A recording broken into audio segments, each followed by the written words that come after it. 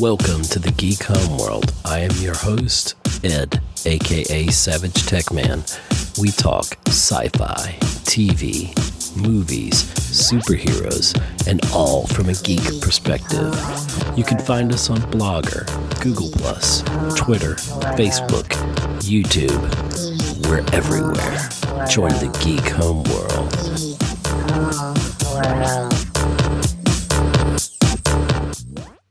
Welcome to another exciting episode of the Geek Homeworld podcast. I'm your host, Ed Ciucevich, the humble me. I don't know. That's all I got.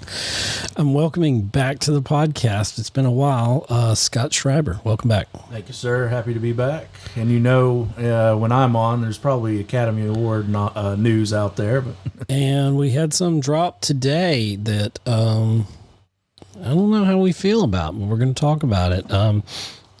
Just a couple things, house cleaning.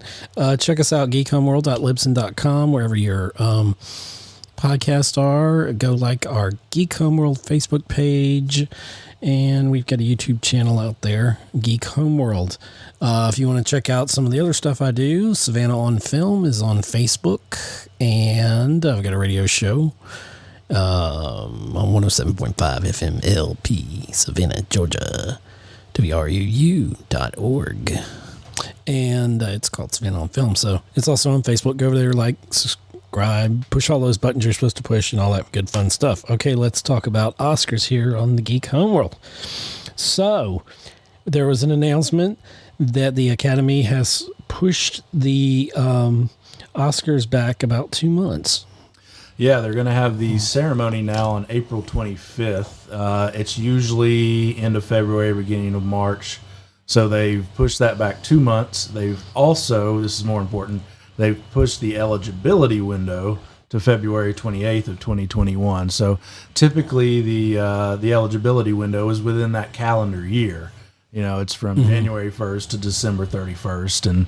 And so obviously this year with the pandemic, things have been, you know, kind of screwed up a little bit. We've had 2-3 months where we're not getting any films in the theaters. Right. We're getting some streamed, but a lot of people aren't really seeing a lot of movies right now. I mean, I think Trolls did well. I really don't know how the Scooby-Doo movie did. I think it did okay. You know, there's some stuff on Netflix. Spike Lee just dropped his new one on Netflix. I have not seen it yet. I haven't got a chance to watch it yet. Looking forward to it. But so this window has been pushed back 2 months, and while I understand why they're doing it so they can have more films represented, I just think that it just pushes the problem to next year. I hadn't even thought about that until we were starting to talk about it, but yeah, this is going to be a ripple effect, and we're going on the assumption, they're going on the assumption that the film industry is going to restart. Right. All this could change. Absolutely. Because it may open up for a month or two, and then we could get phase 2 of the pandemic, and then there could be no season, and then the Oscars would just be Bad Boys for Life would be our number 1 film of the year. Yeah, there's probably some better ones than that. But what was the one? The Invisible Man? Invisible Man was pretty good, but that was my favorite so far. Yeah. At least in theaters, which I liked Call of the Wild. I wouldn't call it Oscar worthy this year. But it is a year where I think the Academy's messed up here, honestly, with pushing the date and pushing the eligibility, because I think they really had a chance to represent lesser known films, the little independent films. But now by pushing the window 2 months, you're gonna still have your glitz and glamour, your biopics, your typical Oscar fare, when this year could have been completely different. And you could have had more representation, I think, just by lesser films, or less films, not lesser in quality, but lesser in quantity, where you could kind of focus a little more. And I just think pushing the window, again... It's going to be hard to put the asterisks on it like we talked about for 2020. And I think that, that's fine. I think that everybody in their minds already is like 2020 is completely right different off. year. Yeah. Right? I mean, in sports, you're gonna have the asterisk by things, and you understand. Like Major League Baseball, we might not even play, which is frustrating. Like George Carlin said, you get one swing. That's how quick the games have to be. You have to knock it about 5 games in an afternoon. But other than that issue of you could have brought more attention to smaller budget films. Mm-hmm. Instead of waiting for these big budget, typical Oscar fare to come out in January and February. Like, this is what they want. This is what they're doing. Like all those movies that came out in November, December, that they were wanting to be Oscar bait, mm-hmm. they weren't going to be released then. So now they're saying, okay, we can now include these. So I think they missed the boat here on recognizing smaller films. They also missed the boat because, as I said, they push it into 2021. What does that mean for 2021? You're still going to have you're going to have a 10-month window for 2021. So are they going to push it into 2022? I hope not. It has to stop somewhere. So basically, now instead of it just being a 2020 problem, it's a 2021 problem as well. And I just think they've missed the boat here completely. Yeah, I mean, going into 2021, I mean, everything on the schedules have been pushed back, and in the hybrid of video on demand releasing the same day, like as the recording of this on June 16th, we're looking at Pete Davidson movie, King of Staten Island. There was a mix-up, at the studio, and people were already trying to purchase tickets for it, even though some theaters are open, I guess drive-thrus and different things. And then they said the last minute, sorry, it's not our fault. It's kind of the theater's fault in their scheduling. They've just got it's only coming to video on demand, and which might be a good thing for a lot of films. It may be, or maybe it may not be, but it's right. 2020 is just radically changed things. It's brought everything to a halt. We still have no theaters in our town, right? And we're a pretty big city here in Savannah, so nothing's open. Supposedly they're going to be opening mid-July. We haven't got an exact date for our AMCs here in Savannah. Regal has announced a July 10th opening, but we don't have a Regal here in Savannah anymore. And hopefully all these theaters do open, because there are great movies on the books for the end of July and moving forward. So. Yeah, and the governor, as of today, June 16th, said, "Okay, theaters can open." It doesn't work that way. No. You give them the okay. It's going to take weeks, maybe a month, to get the vendors ready, to get the machines back up, to get everything cleaned properly, to figure out what the protocol is, to get restaffed. You may have lost a lot of people, maybe mass hiring, or people that may not want to face possibly big crowds. And we're seeing the resurgence from around the holiday, a couple of weeks back, or what was that, Memorial Day? Was it Memorial Day? Yeah, a little over 2 or 3 weeks ago. And we've seen this great uptick of infections nationwide. So, plus all the protests that have been going on with the killing of George Floyd and other things like that. It's just, we're going to see a spike probably in a couple weeks again, possibly. So, everything is it's crazy right now. It's like, how do you even talk about film? And with everything going on socially, it's kind of hard. It's been hard for me to even think about film, even though I think about the film all the time. And with the pandemic in mind, the theaters are really going to have a solid plan in place for when you come in. I don't know if they're going to be, testing every customer's temperature. They certainly will have to do that with their staff. I read that, they're going to only have 25 to 50% occupancy. How do they do that? Do they just block off seats? But then again, if 4 people come together, it's like, I don't know. Yeah. There's a lot of logistics that they're going to have to work out, and for us to be safe. I mean, I'm going to go back regardless. I'll wear a mask I'll be wearing 2 or 3 masks. I'll go in my whole Darth Vader outfit if I have to, I am not missing Christopher Nolan's Tenet. I am not either. theater, so Even though they pushed it back a couple weeks, but we're cool with they that did, because maybe we'll get a double feature with the 10-year anniversary of Inception, right. which doesn't seem like Inception came out longer than 10 years ago. No, we're old. Yeah, I guess. But yeah, so there's a lot of stuff that's been pushed back. But yeah, Tenet is going to be the one to hopefully bring people out. I don't know if they're still going to bring out Avengers and stuff like that. I don't think it matters as much to bring those out. I mean, who knows what Disney's going to do? Disney had the best year ever of like any history of any film production studio or whatever, and then to go to nothing. So Well, they're probably counting their blessings that they did have such a great year, considering all their theme parks are closed. You know, I mean, production on all the shows that they produce are Phase 4, yeah, it's like MCU is like shut down completely. So, I mean, and there were even rumors of them being bought out. Was it Apple or Amazon or somebody? I think at one time. Well, there's a lot of rumors that also with AMC filing bankruptcy or I don't know if they technically filed it or came close to saying they were going to do it, or they have not yet. So it's just everything's just thrown up in the air. So yeah, pushing them back, the eligibility is going to be thrown off. The eligibility now, instead of December 31st, 2020 will be February 28th of 2021. Right, which was the original air date for the Oscars. So they've just pushed everything 2 months.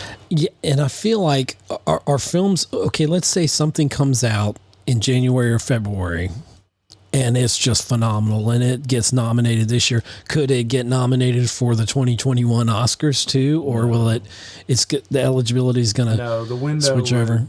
The window would start March 1st. I was going to say that the window would start February 30th, but that date doesn't exist. But no, it would start March 1st and go through December 31st. As of now, I would hope that they wouldn't push it again into 2021. 1 year has got to be shortened. It's just the way it is. And honestly, I would have just shortened 2020 to whatever it is, and maybe they'll get closer. And if we see that even the theaters open up and they close, because we don't know just because they're opening that people are going to go see stuff. I think I'm starting to think they will. People are very anxious to get out. I mean, it's obvious with the protests that, a lot of people's mindsets changed, or at least they said this was important enough for me to risk it. So, I mean, and maybe film is important enough. And the majority, more than the majority of everything that at least I've seen on TV and otherwise, they were wearing masks. So if all the protesters were out there without masks, or a majority of them, I think I would be more worried for everyone's safety and the pandemic in general. But it's they've been wearing masks. So then again, there's conflicting reports on how effective masks are. But now the CDC and them are going back to saying, yeah, you should wear a mask. But I don't like. I just say let 2020 be 2020. I think we agree on that, and then let 2021 be 2021. Whatever it is, it's it's like rewriting cinematic history in a way, kind of bending the rules, and just put an asterisk by it and say, okay, Bad Boys for Life was the Oscar film of that year. Let's not go that far, because there are 6 more months to get good films out there. This is what's going to be wild. We're either going to be in the theaters if what is the AMC thing that we have program is the A-list. A-list thing. I want to call it A+. But the A-list, I mean, if it still exists, if AMC still exists coming out of this, which I'm pretty sure they will. But I almost see back-to-back every single weekend I've got to be in theaters. Like they could stack all of these, and then, you're going to have tentpole movies on top of tentpole movies, which could be great. But it could be like, oh gosh, I'm tired of the movies. It could be overwhelming for a lot of people that don't go to the theaters a lot and try to pick and choose. It's like they're a little overwhelmed. But like people like us, we'll go 2-3 times a week and not worry about it. Yeah, as long as it's safe, I'll go. But yeah, the box office numbers too. You're not going to there's not going to be any $1 billion films this year. I don't think. I don't think there was going to be anyway. But. No, I mean the only ones that would probably have a chance would be like Black Widow, or maybe Top Gun. I don't know. Even Top Gun might not have gotten to billion, but I feel like a number. Yeah, I mean, I was so psyched for Maverick. I still am, and it's like, I've forgotten about movies for a while. We all have, but people in the industry are hurting. They're definitely waiting to go back to work, and I'm starting to see in a lot of the groups I'm in on social media that we're starting a production, but we're going to have all these safety protocols in place. And on my show Savannah on Film, we talked a lot about the protocols, especially in the state of Georgia, what rules they've kind of set out, and we'll see how this all pans out. We've been given the okay to go back to work. It's just now the productions have to come and they have to put all these guidelines in place and make sure we're safe, and and it's exciting, but it's also like terrifying a little bit. It's they're going to make a movie about making movies. It's like in this age. In this age, it's going to. Do you remember when they had to actually make them? That's funny, when they actually needed people. Remember when they needed people back in 2020 to make films and they were scared to because of a pandemic? Now you just make them on a computer, or the robots do it. You send the robot actors out and gaffers. What was it? They said that one time they were going to use James Dean's, are they just going to fake James Dean and use him in a movie? Well, they can do deep fakes now, so we can have whatever we want. I mean, just put it in a computer and God knows. So another thing they talked about. Well, we talked about eligibility, right? Yes. On that. So, and another thing that they touched on, and they didn't say this in any clarity whatsoever, but enforcing diversity. Right. Supposedly they're going to have diversity requirements for the films being nominated, is what they've come out and said, but they've given no details. Right. So it's hard to have an opinion about this right now.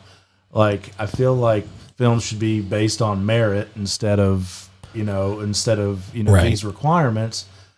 I support, obviously having more diverse stories being told, but it's kind of weird where it's like, okay, like if your movie has too many white people in it. The example you said, what was the film? It was Braveheart. Braveheart. So I got I heard someone else talk about it. I won't take full credit for this, but like say someone goes and pitches a movie like Braveheart to the studio, and they say, well, it's all Scottish people, there's no diversity, it's all white people in it, so we're not going to make that film. Are we going to be deprived of a great movie like Braveheart? Or if we get a film like Black Panther or something like that, are we going to have to include white people in it? I mean, it goes both ways. Does it go both ways? Yeah, that's right, but we don't know. We don't know. I mean, so this is very similar to a couple of years ago. The Oscars, the Academy came out and said, we're going to explore this idea of a best popular film. And then there was this outrage and just like, and everybody was asking, so what does that mean? What does best popular film mean? Is it box office?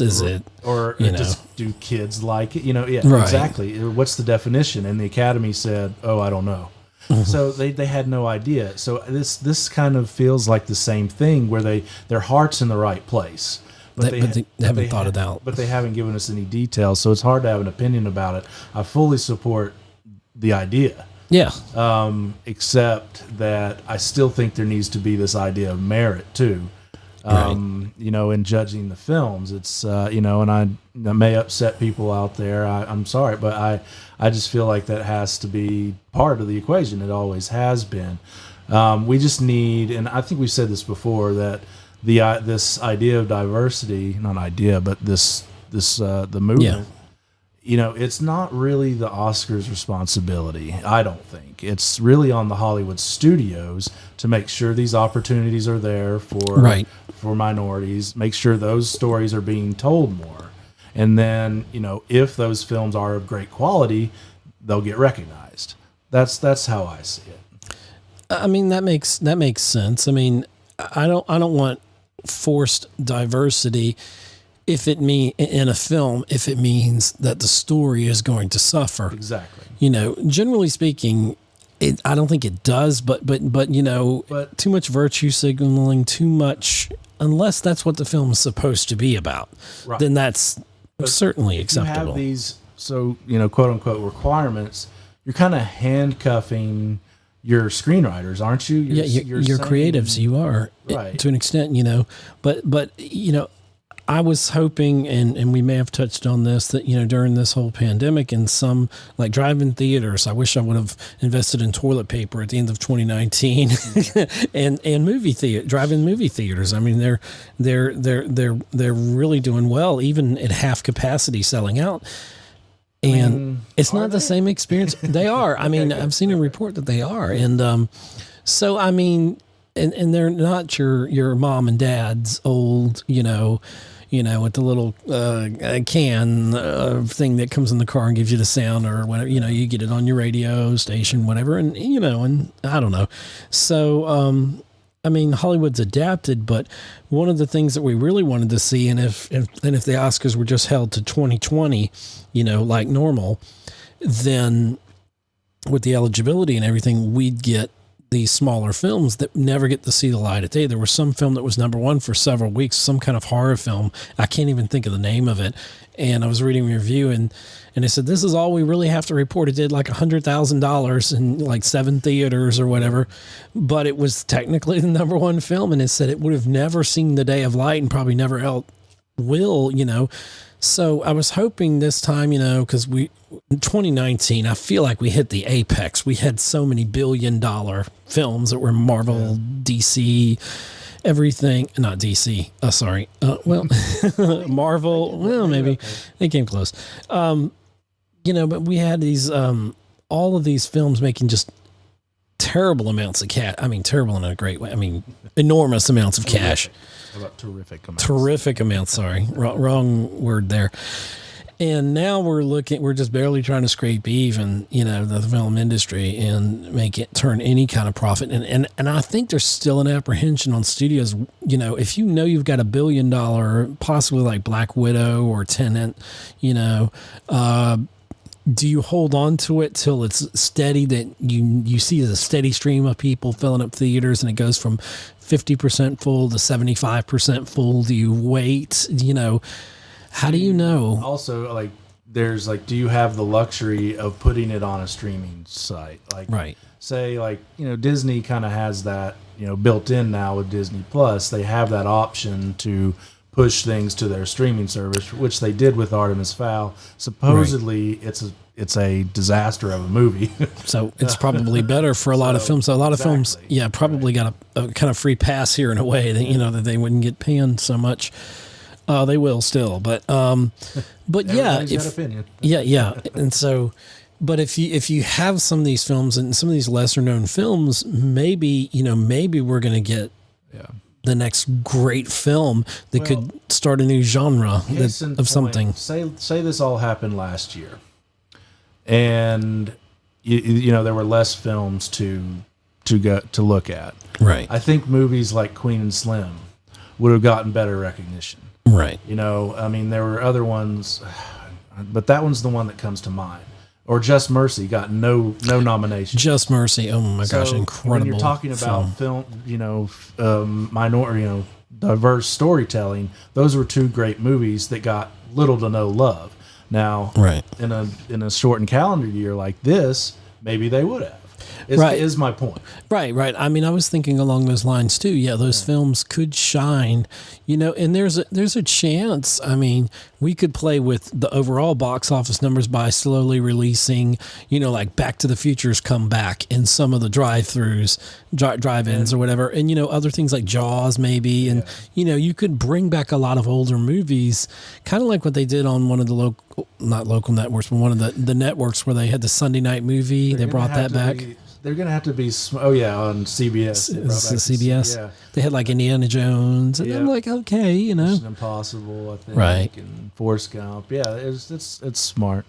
But at some point, I want to see Maverick in like IMAX 3D. Like the sound is going to be half of it for me, and the plane zooming by and just everything. and Tenet, those are films I've got to see on the big screen. I don't care if I'm just the only one in the theater and a bucket of popcorn. I'm fine. I prefer that. Yeah, you would. I would like somebody to talk to, but that's fine. We'll social distance. That's fine. I'll stand outside if I have to. Look in the doorway if I pay for a ticket and look in the doorway if I have to. I don't care. But yeah. So reopening of the theaters, like we said at the top of this, today, June 16th in Georgia, they said, yeah, you can open your theaters. But that's not happening until July, probably. Yeah, mid-July is the goal there, and hopefully it's safe enough to do so. Yeah. Yeah. So, what else do you what are you thinking about all this? Any other last thoughts? I guess. I just want to reiterate that I feel like they're reacting too soon. Like they I don't know what prompted them to make this decision now. Mm-hmm. I'm a traditionalist as far as the Oscars go. I like the set calendar year. And I feel like by them pushing it, I'm repeating myself here, but pushing it, right. You're just pushing the problem to next year, and then you're messing up next year. Right. You're clouding it. At some point, you have to say, okay, we're going to have a shortened year. 1 year's got to be shortened. And I think unless it just incrementally pushes everything back, I'm afraid we're going to get so many films. Like I said earlier, we're going to be a deluge of too many films, and it's going to feel like just too many, big films, which will be great at first, but then after a while, you'll look back and you'll say, "Oh my God!" In 6 months, I saw like all of Phase 4 Marvel or whatever, and I don't know, and I saw this and I saw Tenet, and then I saw this and I saw Maverick, and it's like I just can't, I think these films are gonna have to do, and if it's Universal, they've shown they can pull a profit, and by the streaming or the video on demand, they get to keep more percentage of the profits, hence the problems with AMC right. and Regal arguing against them. To expand on that, I do think that the Trolls film was a special case. I don't think Scooby-Doo did that well. Right. But Trolls did really well. I think kids' movies will do great on video on demand. Right. The cost of video on demand for kids' films is going to be way less than taking all your kids to the theater. So that makes complete sense. Those types of movies going to video demand, that makes sense. It's a great business model. I don't think possibly that Trolls, just under normal circumstances, I wasn't thinking Trolls would be a big hit, like in the theaters. I thought it would do okay. Maybe 100 million, something. I don't know, maybe a little bit more. Right, and I think those video on demand numbers were boosted by just the fact that everybody's at home. Yeah. I mean, everybody at that time was stuck in their house. And you have to entertain the children, And I don't think they should look at Trolls and say, oh, we've got to release everything on demand now because we're making more money. Because it's not going to work with every film. Right. So.